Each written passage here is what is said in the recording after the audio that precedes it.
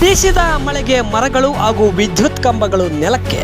ಚಳ್ಳಕೆರೆ ತಾಲೂಕಿನ ಕೆಂಚವೀನಳ್ಳಿ ಗ್ರಾಮದಲ್ಲಿ ಇಂದು ಸಂಜೆ ಬೀಸಿದ ಬಿರುಗಾಳಿ ಮಳೆಗೆ ಮರಗಳು ಹಾಗೂ ವಿದ್ಯುತ್ ಕಂಬಗಳು ಧರೆಗುರುಳಿವೆ.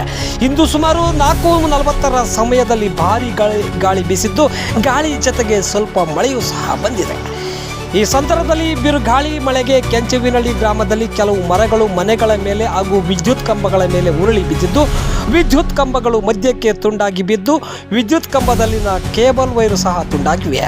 ಸದ್ಯ ಈ ಸಮಯದಲ್ಲಿ ವಿದ್ಯುತ್ ಇಲ್ಲದ ಕಾರಣ ಯಾವುದೇ ಅಪಾಯವಾಗಿಲ್ಲ ಎಂದು ಕೆಂಚವೀನಳ್ಳಿ ಗ್ರಾಮದ ದೇವರಾಜ್ ಮಾಹಿತಿಯನ್ನು ನೀಡಿದ್ದಾರೆ.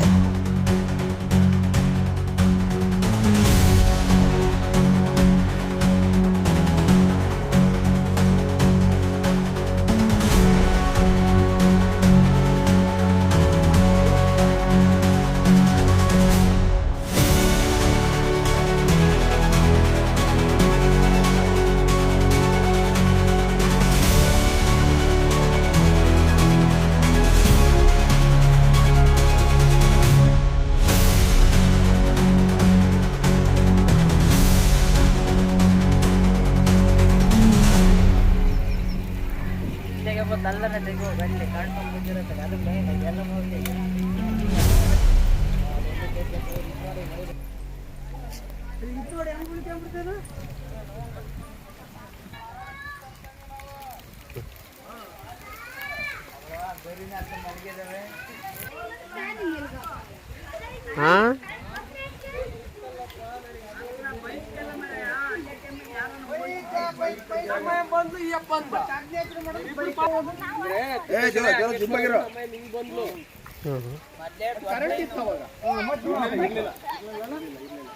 ಕರೆಂಟು ಆಲೆ ಭಾಳ ಹೊತ್ತಾಯ್ತು. ಹೋಗಿ ನಾನು ಫೋನ್ ಮಾಡಿದೆ, ರಮೇಶ್ ಇವನು ಮಾಡಿ ಸಂತೋಷ ಮಾಡಂದ. ನೀವು ಸಂತೋಷ ಎಲ್ಲಿ ಕುಕ್ಕಡಿದ್ರೆ ಬಾರ್ಬೇಕಂತ ನಾವು ಮಾಡಲಿಲ್ಲ.